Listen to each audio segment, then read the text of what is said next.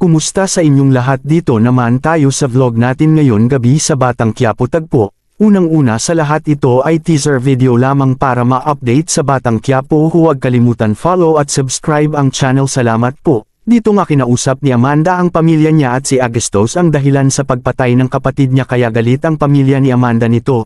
Dito ay pinakilala ni Amanda si Primo at mga kasamahan ito sa magulang niya. Ito si Regger ay binalaan ulit si Tess na huwag pumunta sa trabaho nito. Ayon kay Regger si Tess ay nagtaka nito. Dito kausap ni Mondo si Tess at sinabi na sarapan sa luto niya ito.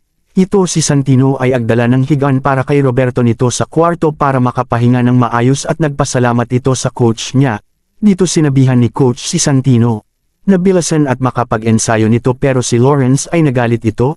Kinausap ni Lawrence si coach kung bakit si Santino ang boxing nito at ayaw kung may kaagaw nito ayon kay Lawrence. At dito ay kinausap ni Lawrence si Santino habang naglinis